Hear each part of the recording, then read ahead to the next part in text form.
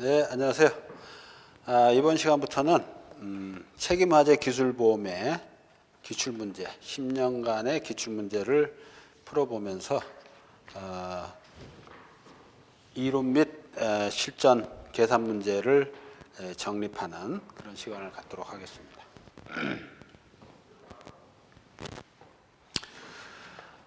자, 여러분 교재 721페이지에 2014년 시행 제37회 기출문제.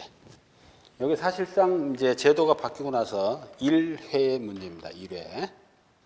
올해까지가 10회고, 이게 사실상 1회 문제입니다. 자, 문제 1번. A는 본인 소유의 빌딩에서 가전제품 할인 매장을 운영하면서 별표 1과 같이 화재보험에 가입하고 있습니다. 장마기간 중에 벼락이 건물 옥상에 설치된 수변 전설비의 과전류로 화재가 발생해서 별표 2와 같은 손해가 발생하였다. 아래 주어진 조건에 따라 지급보험금을 계산하고 산출 과정을 명시하시오. 이렇게 되어 있습니다. 그래서 보니까 보험 목적물 보험 가입 현황은 국문화재보험, 실손보상 특별약관해서 부보비율 60%. 그러면 보험 가액 대비해서 보험 가입 금액, 즉 부보 금액이 60%만 넘으면 무조건 실손 보상하는 내용입니다. 이거는. 그리고 목적물별 보험 가입 금액은 건물은 6억, 그 다음에 직기비품이 2억, 그 다음에 재고자산이 3억 이렇게 돼 있고요. 가입 금액이 이렇게 돼 있고 가액을 보니까 건물이 6억에 가입했는데 10억짜리고요. 직기비품이 2억 5천짜리인데 2억 가입했고 재고자산이 5억인데 3억에 가입되어 있습니다. 내용상으로 보면 실손보상 특별약관이 첨부되어 있지 않으면 다 일부 보험인 것이에요. 그리고 손해액은 수변 전설비 500만 원, 화재 손해, 건물 1억 원, 이것도 화재 손해. 그럼 수변 전설비하고 건물은 같은 건물 손해로 볼 수 있습니다. 건물에 붙어 있는 수변 전설비에 손해가 발생한 것이라서. 그다음에 직기비품이 1,000만 원, 화재 손해, 과전류로 인한 전산 장비의 정기적 손해가 500만 원. 과전류가 어떻게 발생했는지를 보면 알 수 있죠. 그 과전류가 어떻게 발생했습니까? 벼락으로 발생한 거예요. 그래서 담보가 되는 거예요. 그냥 일반적인 정기적 손해였으면 담보가 안 됩니다. 재고자산은 5천만 원, 화재 손해가 5천만 원 이렇게 났습니다. 그러면 여기에 우리가 주의할 거는 실손보상 특별약관이 뭔지를 모르면 아무것도 안 되죠. 그래서 여기 부보비율 60%입니다. 그래서 이거를 정확하게 얘기하자면 부보비율 조건부 실손보상 특별약관입니다. 부보비율 조건부 실손보상 특별약관입니다. 이거는 60%가 될 수도 있고, 뭐 70%가 될 수도 있고, 80%가 될 수도 있습니다. 이건 보험자와 피보험자가 약정을 하기 나름이에요. 근데 여기서는 이제 60%짜리로 계약이 돼 있는 겁니다. 화재보험이.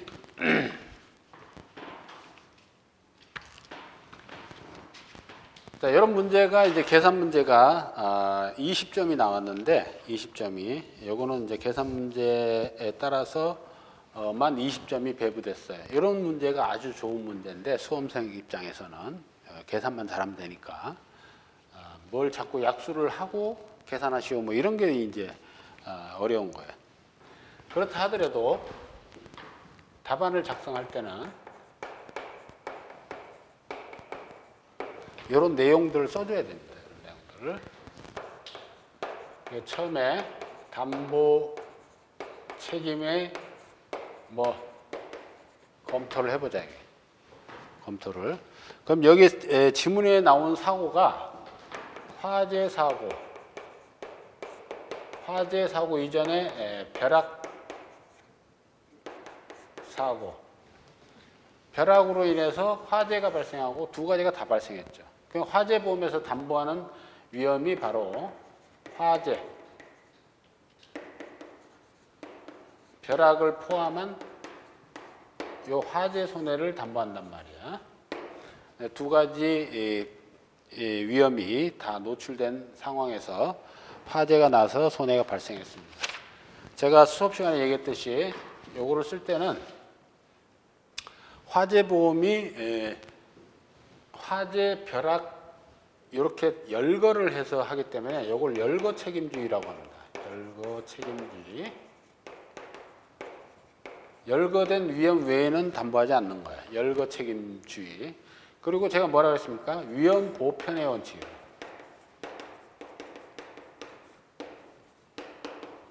위험 보편의 원칙이 적용된다. 위험 보편의 원칙이.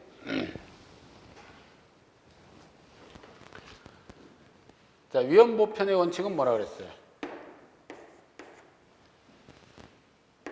화재의 원인 여하에 불문하고 화재 발생이 있으면 보상 책임을 지는 것이 뭐다? 위험 보편의 원칙이다. 단, 거기 교재에는 안 써 있는데 하나 메모를 해두세요. 단, 피보험자의 고의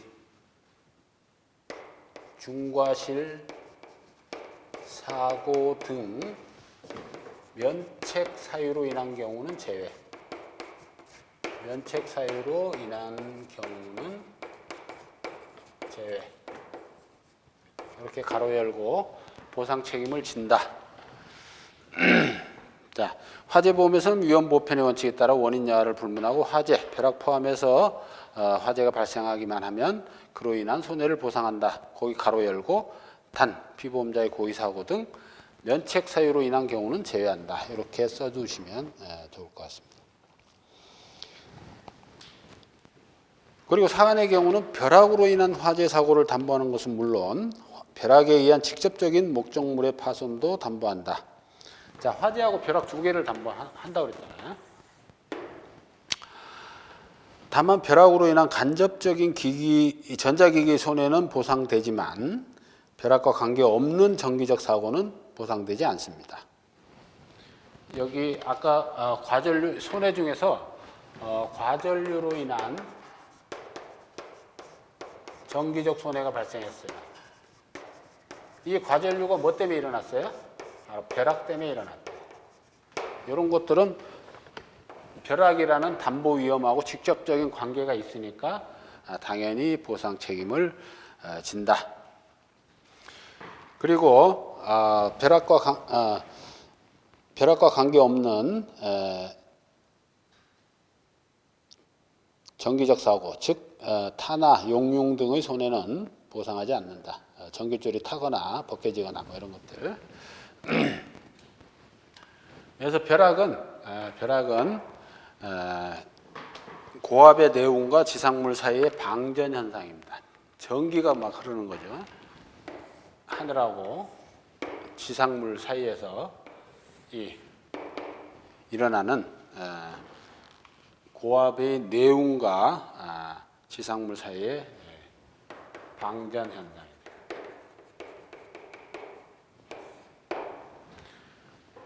그리고 요런 거 하고 아까 담보할 때 뭐라고 그랬습니까? 실손 조건부, 부보 조건부. 부보 조건부 실손 보상 특별약관에 가입되어 있죠. 그래서 부보 조건의 부보 비율에 이것이 충족을 하느냐에 따라서 보상이 되고, 충족을 못하면 보상이 되면 실손 보상하고, 충족이 안 되면 비례 보상을 한다. 비례 보상을 하는데 이 비례 보상도 부보 조건부 실손 보상 특약은 분모에다가 60%를 곱해서 해줍니다. 60%를.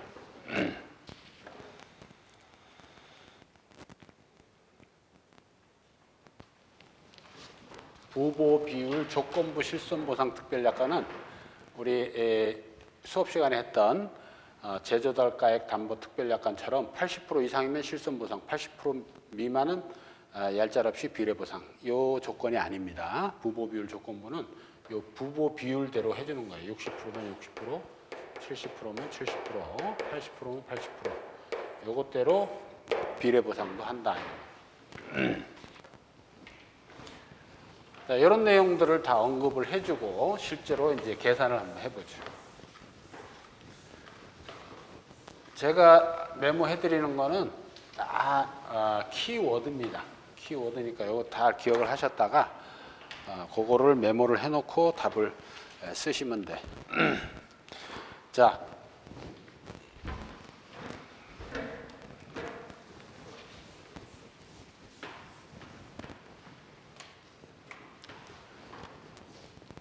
그 다음에 두 번째 할 일이 뭐냐면은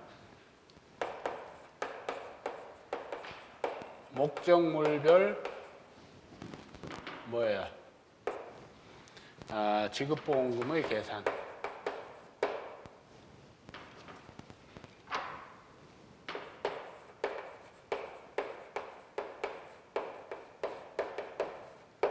항상 산출 과정을 명시를 해야 됩니다.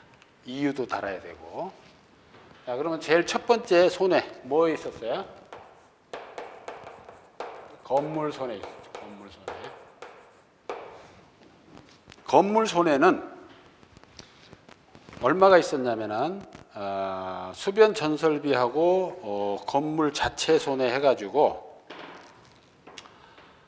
수변 전설비 또 500만 원, 건물 자체 손해 1억 원 해서 총 1억 500만 원의 손해가 있었고요. 그러면 이 건물이 가입한 특약이 부보 비율 조건부 실손보상 특약입니다. 그런데 여기 60%라고 돼 있어요. 부보 비율이. 그러면은 60%가 해당이 되는지 안 되는지부터 봐야 돼요. 보험금을 계산하기 전에. 그러면 건물의 보험 가액은 10억. 10억. 그 다음에 보험 가입 금액은 6억. 60%죠. 딱 60%만큼만 보험에 가입됐습니다. 근데 60% 부보 비율 조건부 실손보상 특약이기 때문에 이 손해 난 거를 전액 물어줘야 됩니다. 보험회사는 이 특약을 가입을 했기 때문에 부보 조건이 60% 이상이기만 하면 전액 물어줘야 되기 때문에 건물 손해는 1억 500만 원 전액을 물어주면 된다. 그래서 지급보험금은 1억 500만 원 합산금액. 두 번째는 직기비품.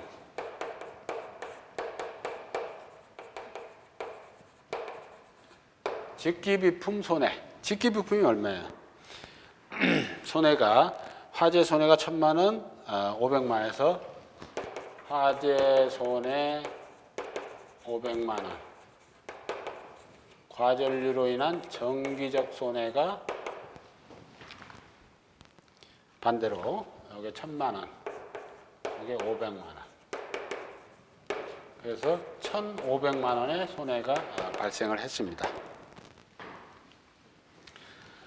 그러면 얘도 직기비품이니까요. 건물하고 건물, 구축물, 시설, 직기비품 이런 것들은 다 해당이 되는 겁니다. 뭐만 빠져요? 재고자산. 재고자산은 어떤 경우에도 비례보상합니다. 그래서 부보 비율을 확인을 해보니까 자, 보험 가입금액, 가액이 2억 5천입니다. 그리고 가입을 2억을 했어요. 그러니까 요거는 80%입니다. 비율로. 60% 이상 부보 비율 조건을 충족합니다. 그래서 직기부품 손해도 1,500만 원을 다 물어주면 됩니다. 그리고 이제 세 번째, 재고자산이죠. 재고자산. 자, 재고자산은 부보 비율 조건부 실손보상 특별약관의 대상이 아니다 하는 거죠. 그래서 무조건 비례보상합니다. 어떻게 됩니까? 5억짜리를 3억 만들었으니까 또 손해는 5천만 원에 났어요. 5억, 3억. 60%만 해주면 되죠? 3천만 원. 3천만 원만 물어주면 됩니다. 그래서 1억 500, 1,500, 그럼 1억 2천, 요거 3천 해서 총 1억 5천만 원의 보험금을 지급을 해주면 됩니다. 자, 문제 쉬웠죠? 요렇게만 딱 계산식을 3개를 써놨으면 점수를 다 주진 않을 것 같아요. 그래서 아까 처음에 얘기했던 담보 책임을 검토를 하면서 이런 특약이 가입되어 있는 경우엔 특약에 대한 내용을 약수를 해주시고 넘어가셔라. 아셨죠?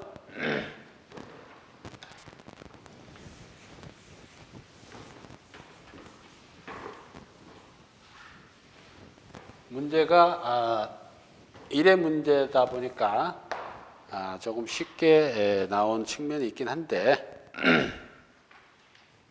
그래도 여기서 이제 응용이 되는 거니까 잘 들어보시기 바랍니다. 그 다음에 문제 2번.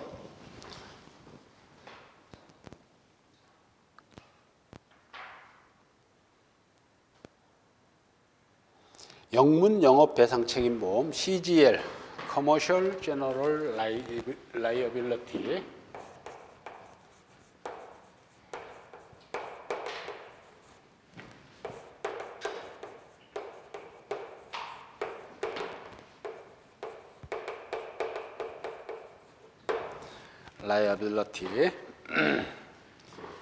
영문 영업 배상 책임보험 약관상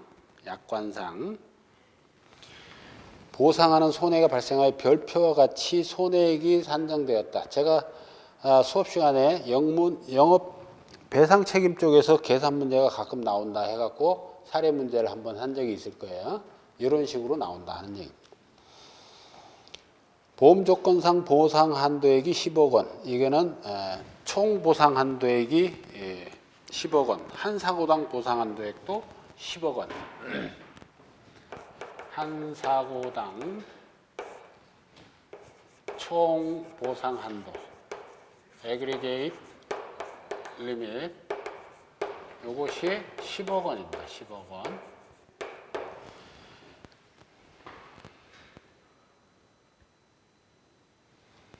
자, 요거 할 때 한 사고당 한도액은 복원이 되지만 총 보상 한도액은 보상 한도액을 줄입니다.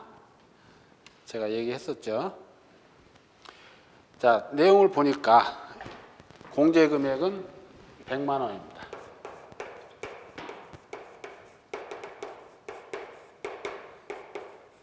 디덕터블은 100만 원.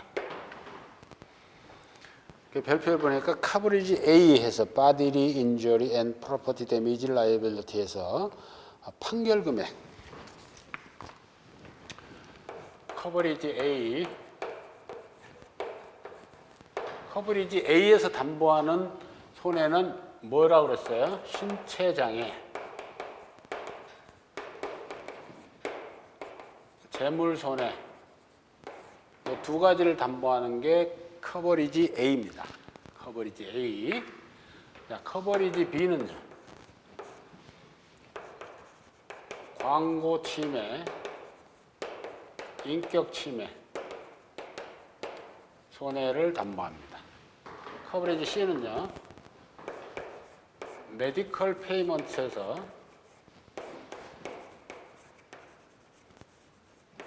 의료비를 담보합니다. 의료비. 그 다음에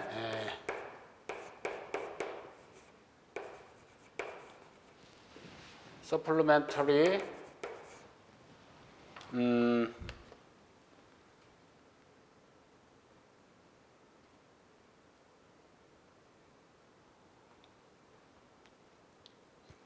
서플리멘터리 조항해서 클로즈해서 요거는 뭐라 그랬어요? 요거는 추가 비용 조항입니다. 추가 비용 보상 조항. 영문 영업 배상에서는 앞에 손해하고 별도로 비용 손해를 보상해 주도록 이렇게 되어 있습니다.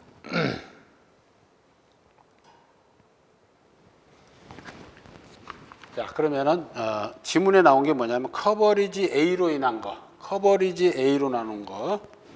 자, 지문을 보니까 보험 조건에 따른 지급 보험금을 구하고 보험금 지급 후 자녀 보상 한도액을 구하시오 해서 10점씩 아주 간단한 문제를 20점이나 배점을 해놨습니다. 예? 그래서 커버리지 지급 보험금을 한번 구해보죠. 1번 지급보험금 배상 책임 손해액 요거는 판결금이죠. 법률상 손해배상금 판결금이 얼마냐면 2억입니다. 2억. 그 다음에 또 커버리지 C 요게 본담보고 요게 비용담보입니다. 네 번째가. 자, 커버리지 C가 얼마 나왔냐면은 치료비죠. 말하자면은 치료비로 물어줄 게 얼마냐면 100만 원. 그럼 요 두 손해가 본 손해예요. 요 두 손해가 본 손해입니다. 그래서 2억 플러스 100만 원 마이너스 뭐 해야 돼요? 디덕터블 100만 원 하면은 2억 원의 뭐가 법률상 손해배상금이 나옵니다. 이게 지급보험. 그 다음에 이제 비용 손해 서플리멘터리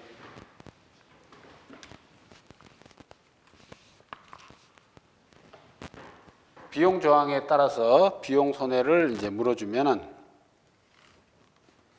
서플리먼터리 페이먼트 조항에 따라서 비용 손해를 물어주면은 비용 손해가 얼마예요? 판결 확정 후 지급일까지 발생한 판결 금액에 대한 이자가 200만 원이고 이자 비용이 그리고 방어 비용이 2천만 원 들었어요. 그래서 비용 손해는 방어 비용 2천만 원, 또 판결금에 대한 이자, 판결 이자가 또 200만 원. 그래서 2,200만 원의 이자가 들었습니다. 이 비용 손해에 대해서는 디덕터블을 적용할 여지가 없죠. 앞에서 뺐으니까. 그 다음에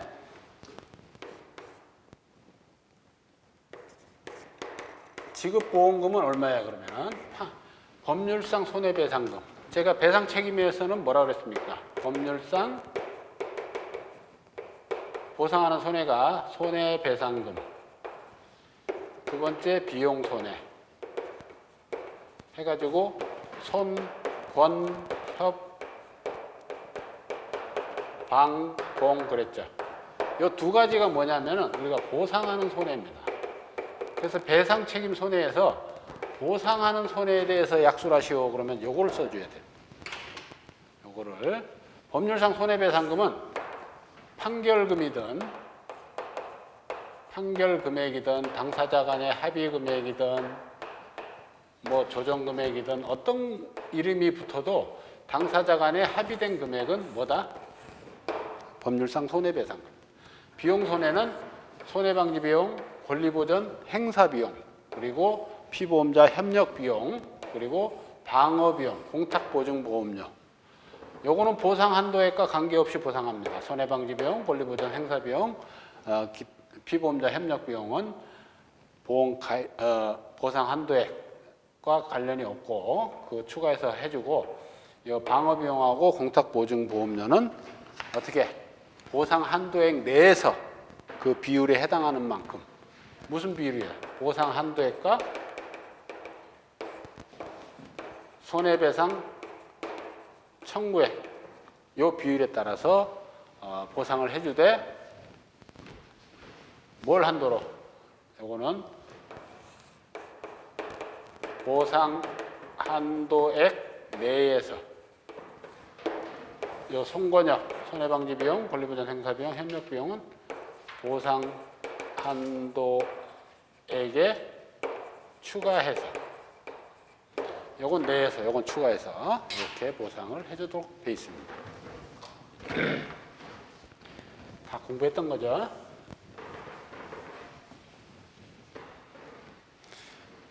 자, 그러면은 지급보험금은 어떻게 됩니까? 여기에 2억 원하고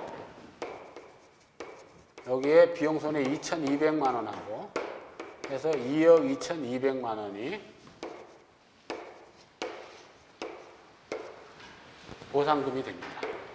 그런데 두 번째 10점을 준 거는 점수를 진짜 굉장히 후하게 줬어요. 자녀 보상 한도액을 구하시오. 자녀 보상 한도액하고 비용 손해하고는 전혀 무관합니다. 아셨죠? 자, 본 손해에서 물어준 법률상의 손해배상금만 빼면 됩니다. 2억 원만. 한 사고당 총 한도액이 10억 원이라고 그랬으니까 한 사고당 한도액 총 보상 한도액이 10억 원이라고 했으니까 2번 답은 자녀 보상 한도액 그러면은 총 보상 한도액 10억에서 2억을 뺀 8억이 이게 뭐예요? 자녀 총 보상 한도액이에요. 자녀 총 보상 한도액. 자녀 총 보상 한도액이다. 저게. 그러면 한 사고당 보상 한도액은 얼마일까요? 이 상황에. 한 사고당 보상 한도액은 한 사고당 10억 자녀 총 보상 한도액 10억 이랬으니까 요거는 2억의 법률상 손해배상금을 빼면은 8억의 자녀 총 보상 한도액이 남는데 한 사고당 보상 한도액은 계속 복원이 된다고 그랬죠. 복원이 된다고 했는데 그러면 10억이 돼야 되는 거죠. 그런데 한 사고당 한도액은 10억이고 총 보상 한도액은 8억이기 때문에 한 사고당 보상 한도액하고 총 보상 한도액이 똑같이 설정되어 있을 때는 요것도 같이 줄어드는 거예요. 총 보상 한도가 요 8억밖에 안 되니까 복원이 된다 하더라도 아무런 의미가 없다.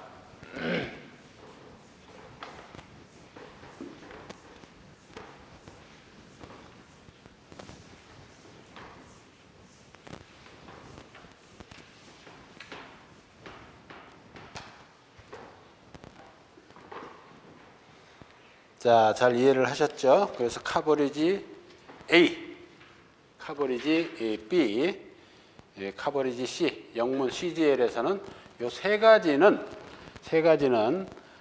총 보상 한도액을 줄이는 역할을 하지만 저거는 비용 조항은 서플리멘터리 페이먼트는 뭐다? 총 보상 한도를 줄이는 거하고 관계가 없다.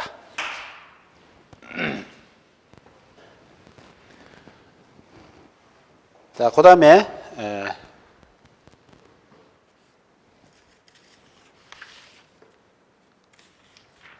문제 3번 724페이지.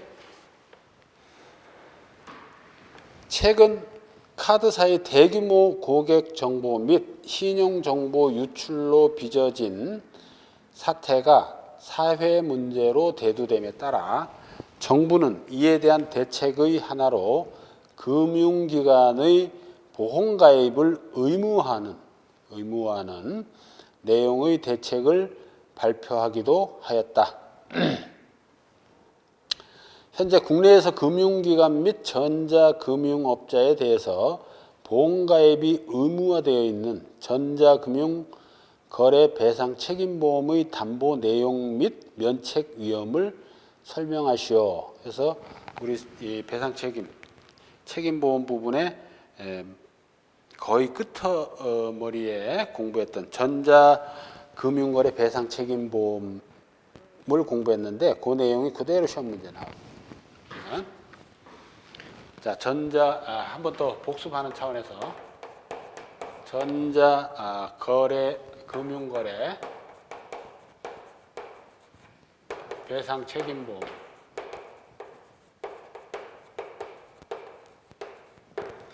전자금융거래 배상책임보험 담보 내용. 자, 전자금융거래 배상책임보험에서는요,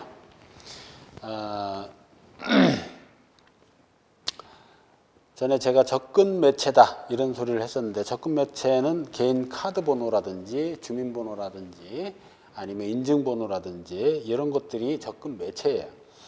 피보험자인 금융기관 또는 전자금융업자가 전자식 카드의 위조나 변조로 발생한 사고, 계약 체결 또는 거래 지시의 전자적 전송이나 처리 과정에서 발생한 사고로 인하여 이용자에게 손해가 발생하여 법률상 배상 책임을 부담함으로써 입은 손해를 보상한다 해서 담보 내용은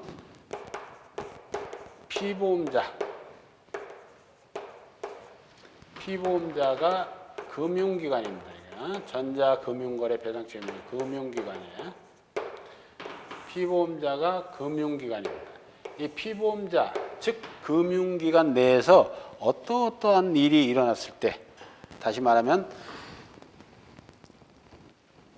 전자식 카드 위조나 변조로 발생한 사고, 계약 체결 또는 거래 지시의 전자적 전송이나 처리 과정에서 발생한 사고로 인해서 이용자에게 손해가 발생했을 때, 여기는 전자로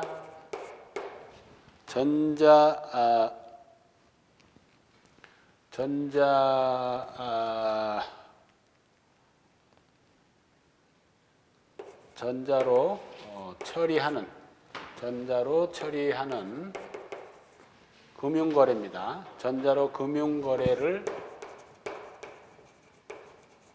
처리하는 과정에서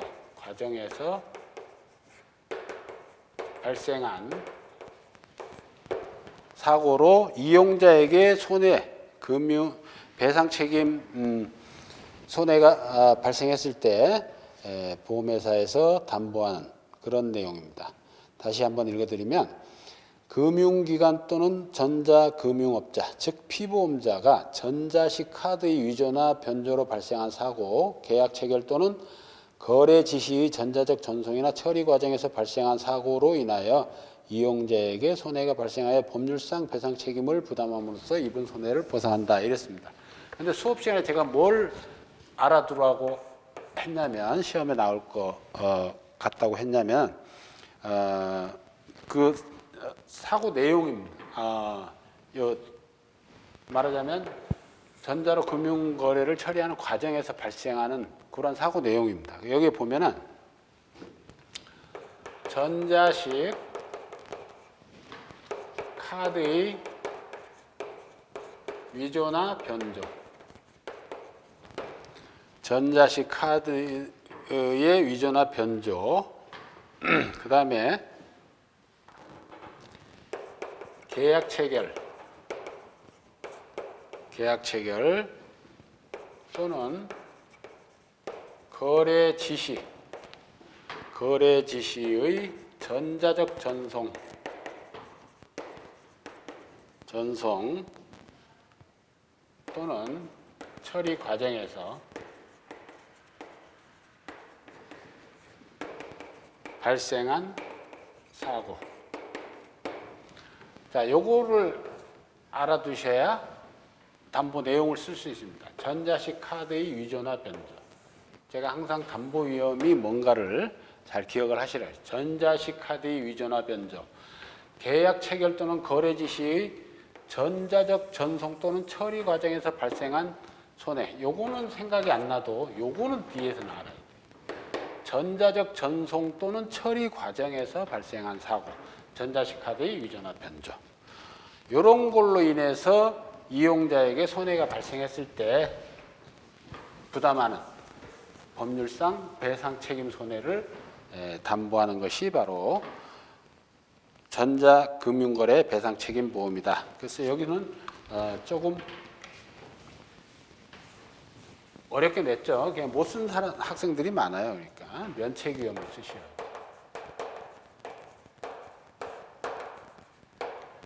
자, 면책위험을 쓰시오 했어요. 내용을 한번 볼게요. 고의, 전쟁, 혁명, 내란, 소요, 노동쟁의 사태로 생긴 손해에 대한 배상 책임. 모든 배상 책임에서 면책 사유입니다. 지진, 분화, 홍수, 해일 마찬가지로 모든 배상 책임 손해에서 면책입니다. 계약상 가중 책임, 벌과금 및 징벌적 손해배상금도 공통 면책 사유입니다. 이용자의 고의나 중대한 과실로 인한 손해에 대한 배상 책임 당연히 공통 면책 사유입니다. 정전으로 인한 손해에 대한 배상 책임.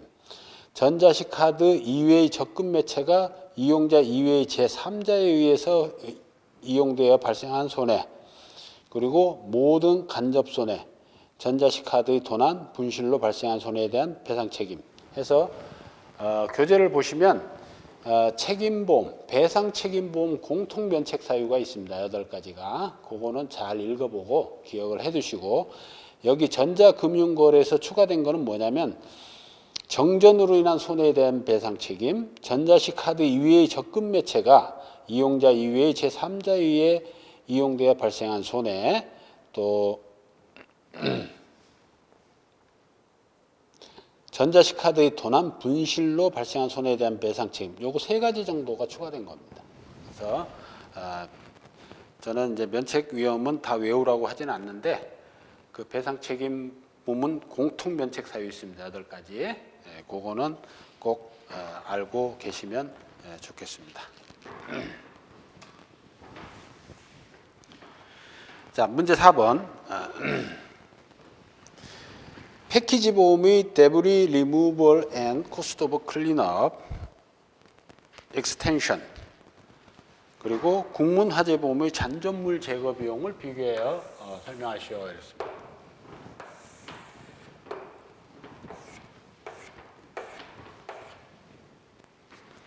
자,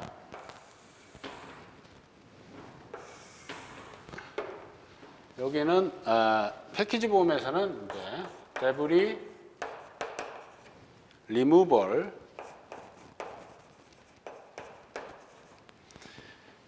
and removal은 제거하는 거예요. 청소하는 거예요. cost of cleanup, cost of cleanup 이건 청소죠. extension.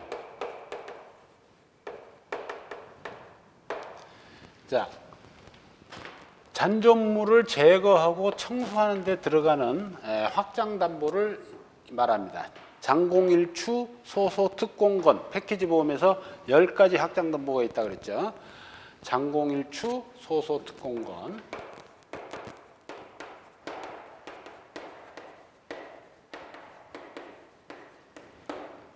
요게 나오는 게 바로 잔존물 제거 비용, debris removal and cost of cleanup extension입니다. 그다음에 공은 뭐예요?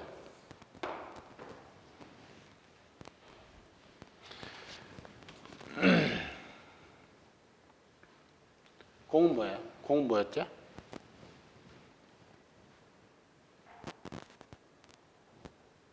아무튼 요거는 조금 이따 설명해 드리고, 요 첫 번째 항목이 바로 요 잔존물 제거 비용 항목입니다. 예. 그러면 여기는 국문화재보험의 잔존물 제거 비용, 이렇게 해서 비교 설명을 했죠. 여러분 교재에는 국문화재보험이 위로 올라가 있고 패키지 보험이 밑으로 내려가 있는데 그걸 바꿔주세요, 순서를. 여기서 지문에서 패키지 보험과 국문화재보험을 비교하라고 그랬으니까 요거를 비교를 한번 해보죠. 아래 위로 바꿔서 순서대로. 철거비용, 리무벌, 이런 게 철거비용입니다. 데브리 리무벌 앤 코스트 오브 클린업 익스텐션. 철거비용 다 해줘야 되죠, 그죠? 담보, 청소비용, 코스트 오브 클린업, 청소비용이에요. 청소비용 다 담보하죠.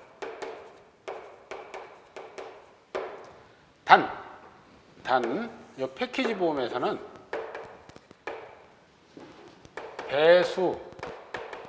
배토 비용은 담보하지 않습니다. 부담보입니다. 배토 비용은 부담보한다. 그리고 오염 제거 비용도 부담보합니다. 그래서 이 네 번째 폴루션 조항에 가면은 여기도 부담보, 얘도 부담보, 둘 다 담보하지 않습니다. 근데 청소 비용 중에서 배토 비용 국민화재에서는 담보하고, 여기 국문화재에서는 담보하고, 패키지에서는 배토 비용은 면책한다.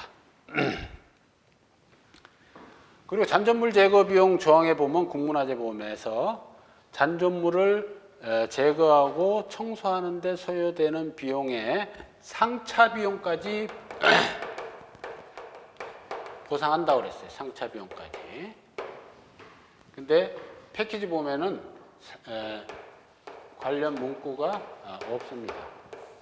상차까지 해주는 건지 하차까지 해주는 건지 그건 문구가 없어요. 그래서 폐기물 처리 비용까지는 안 해주지만 상차 비용을 넘어서서 하차 비용까지는 해줄 수도 있다. 왜? 그에 대한 명확한 문구가 없으니까. 이 국문화재처럼 상차 비용이라는 명확한 문구가 있으면 당연히 해줘야 되는데 거기에는 그런 문구가 없다.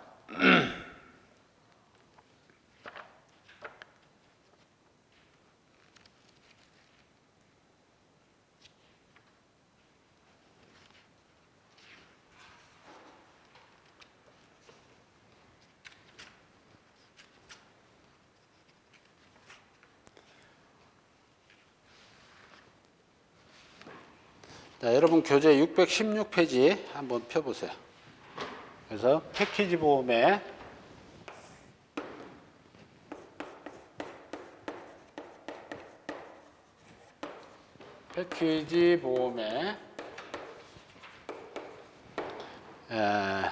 확장 담보 조항 해서 스페셜 익스텐션,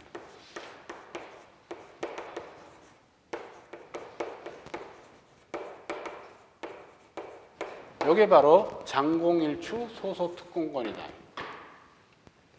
제가 이거 잘 알아들어 했어요. 계산할 때도 계속 나오고 지문에 나오기 때문에. 잔존물 제거 비용, 이건 패키지 보험이니까 영문으로 공부하는 게 나을 것 같아요. 데브리 리무벌 앤 코스트 오브 클린업, 이것이 바로 잔존물 제거 비용입니다. 잔존물 제거 비용, 잔존물 제거 및 청소 비용. 요거는 국문화재하고는 달리, 국문화재는 뭐라고 그랬어요? 보상 한도액 내에서 가입 금액 한도 내에서 가입 금액의 10%를 한도로 보상을 한다 그랬죠. 실제 나온 거. 일부 보험인 경우에는 비례 보상하고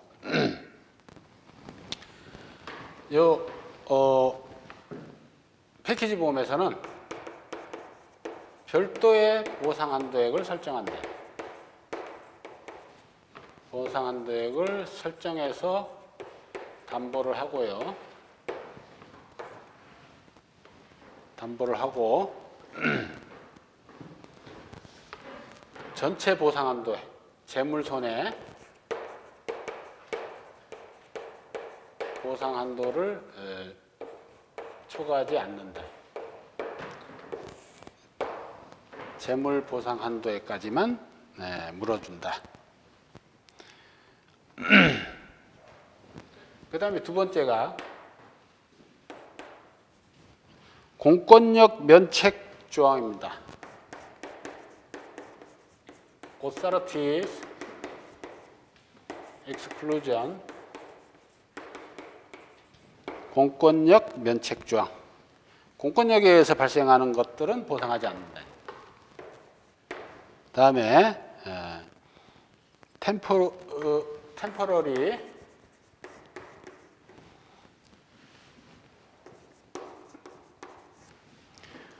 removal 일시적인 철거입니다. 일시적인 철거.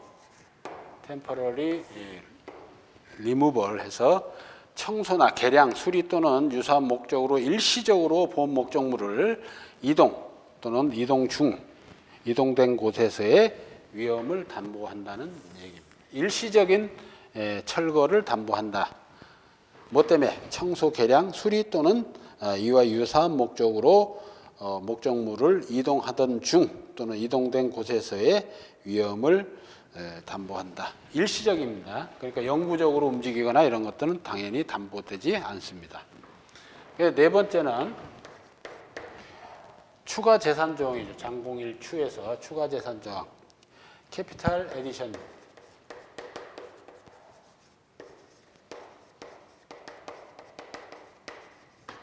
자, 주의 재산. 재산을 캐피탈이라고 하죠. 자본이라고 하기도 하고. 추가되는 그런 재산에 대해서 담보하는 그런 내용입니다. 보험 가입 당시 부보되지 않았지만 나중에 추가로 사들이거나 추가로 보험 목적에 포함되는 경우에 추가 재산 조항에 따라서 추가 보험료를 내고 가입을 하는 겁니다. 추가됐을 때는 사고 직전 2개월 2개월이 경과한 재물에 대해서는 통보한 것이 2개월을 경과하면은 명세서를 제출을 하고 추가 보험료를 납입해야 되는데 보험자에게 통보하지 않고 사고가 났어요. 그래서 2개월이 지나버렸어. 그러면은 면책시킨다 하는 얘기입니다. 다섯 번째는 장공 1조 소죠. 소규모 공사. 소규모 공사. 마이너 워크스.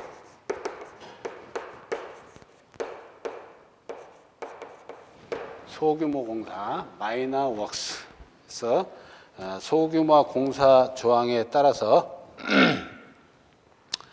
피보험자가 소규모로 증축, 신축 또는 재건축 공사를 시행하면 동공사에서 발생하는 목적물, 보험 목적물에 발생하는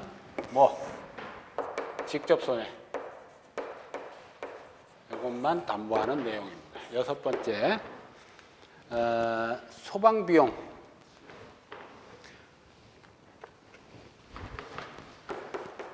Fire fighting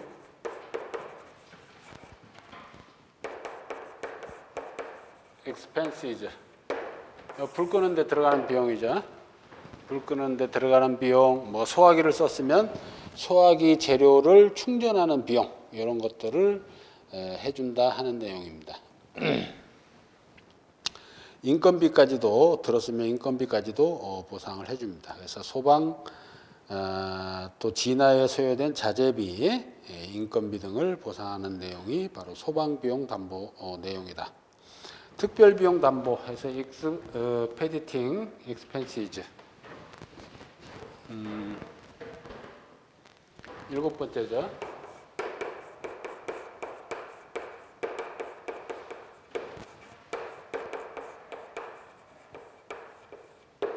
특별비용은 한번 생각나는 게 뭐예요? 특별비용은 뭐 야근 수당, 뭐 또 시간의 수당, 휴일 수당, 뭐 급행운임 이런 것들을 특별비용이라고 하고, 다른 이제 기술보험하고는 달리 얘는 항공운임도 포함이 되어 있다. 다른 기술보험, 즉 건설공사보험, 조립공사보험, 뭐 기계보험, 전자기기보험 이런 것들은 항공운임 특별약관에 별도로 가입을 해야 됩니다. 근데 패키지 보험에서는 특별비용 담보 특별약관을 확장 담보를 해놓으면 항공운임까지도 보상을 해준다 하는 겁니다. 그래서 임시수리비, 우리가 알고 있는 특별비용은 다 그런 겁니다. 임시수리비, 뭐 시간의 할증 작업비용, 해상보험에서도 많이 나오죠. 그런 것들이 다 말하자면은 특별비용인데, 여기 패키지 보험에서는 항공운임도 포함이 돼 있다. 그 다음에 8번째가 퍼블릭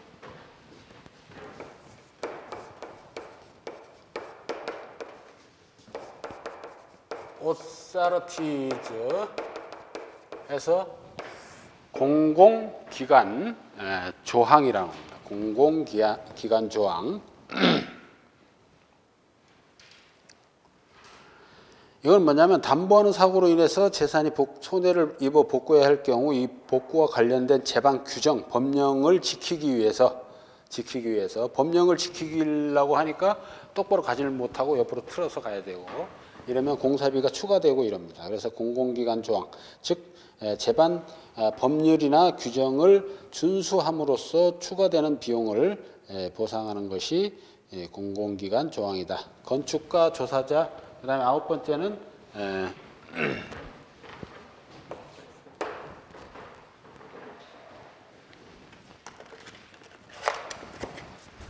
9번째는 건축가, 아키텍트,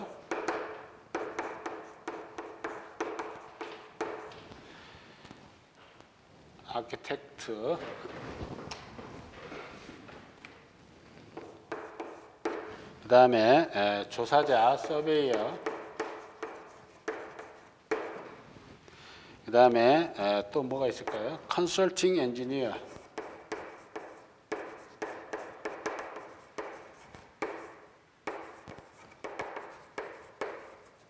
자, 건축가나 조사자, 그리고 컨설팅하는 엔지니어, 그러니까 말하자면 전문가 그룹의 자문비용을 보상해주는 그런 내용입니다. 전문가. 요거는 특별 약관 확장담보에 가입하지 않더라도 기본 보험증권상 보상 한도액 내에서 보상을 해줍니다. 이거는 재물보험의 보상 한도액 내에서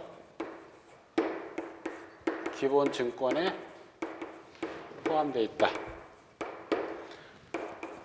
10번째가 정전사고입니다. 정전사고 담보에서 파워 페일리어 익스텐션, 파워 페일리어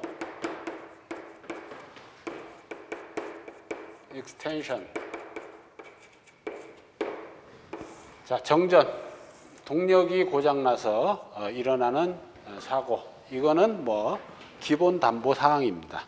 그래서 장공일추 소소 특공권 해서 여러분 이제 패키지 보험의 계산 문제가 나오면 이제 큰 문제입니다. 큰 점수가 배점이 되어 있고, 이런 10가지 항목들이 증권에 영어로 이렇게 딱 담보가 적용이 된다, 적용이 안 된다 그런 걸 다 표시를 해놓습니다. 지문에. 그러면 이거를 지문을 다 읽으면서 그걸 외워가면서 문제를 풀 수가 없어요. 그래서 주어진 손해가 요 항목에 해당되는지 안 해당되는지를 거꾸로 찾아가서 요거는 해당 안 되니까 요거는 물어줄 필요 없다. 요거는 해당되니까 요건 물어줘야 된다. 이렇게 찾으셔야 된다. 거꾸로. 처음부터 이거를 다 기억을 하고 문제를 풀라 그러면 아무것도 못 풀어요. 그래서 주어진 손해액을 요 주어진 약관에다가 거꾸로 갖다 맞춰서 적용되는지 안 적용되는지 그렇게 판단을 해서 문제를 푸셔야 됩니다. 1교시 잠깐 쉬었다가 2교시 하도록 하겠습니다.